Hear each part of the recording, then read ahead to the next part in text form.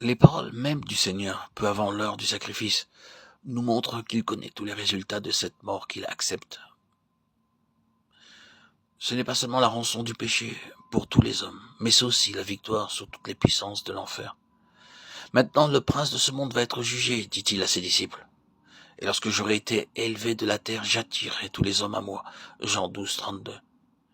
Il prophétise la puissance d'attraction qu'exercera son sacrifice sur les âmes pour les amener à lui, les affranchir du péché et de l'esclavage de Satan. Lors du dernier souper, Jésus annonce à nouveau que le prince de ce monde vient, mais qu'il n'a rien en lui. Jean 14, 30, 31. Le Fils aime le Père si parfaitement qu'il n'a qu'une ambition, faire sa volonté. Il donne sa vie de son plein gré pour sauver les brebis que le loup a ravies. Celui que Satan n'a pu vaincre, celui avec qui il s'est mesuré en vain, celui qui a osé braver sa domination universelle, domination jusque-là incontestée, celui-là doit mourir. Et pour la trahison, pour le livrer à ses enfants, Satan emploie l'un de ses disciples. Il entre dans Judas. C'est à l'heure du souper, au moment où le disciple reçoit le pain des mains du Christ, que le diable met en son cœur l'horrible pensée. Qu'il est solennel de savoir que Satan a besoin d'hommes et de femmes pour mener à bien ses desseins infernaux. Qu'il est solennel et redoutable de penser qu'il cherche l'entrée de nos cœurs par de subtiles tentations ou déguisements, en recouvrant parfois à des voix amies ou à des choses qui ont l'apparence du bien. Et que, d'autre part, le Saint-Esprit sollicite aussi l'entrée de nos cœurs et de nos vies pour nous amener à faire la volonté de Dieu.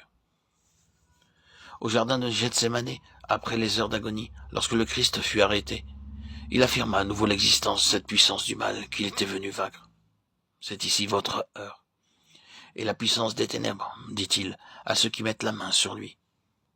Dès cet instant, il est au pouvoir de l'ennemi, livré aux mains des méchants, qui assouvissent sur lui toute leur haine contre la sainteté parfaite.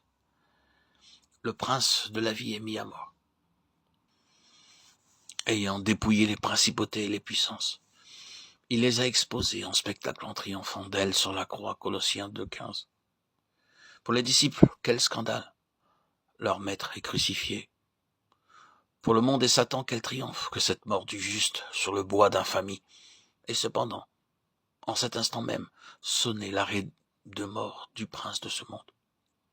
À l'instant même où il exposait le Christ à l'ignominie et le faisait mourir sur la croix, les principautés et les puissances des ténèbres étaient vaincues, exposées en spectacle par celui qui, à leur instigation, venait d'être crucifié. L'apôtre Paul emploie ici des termes qui évoquent le retour triomphal des grands conquérants, traînant à leur suite les vaincus.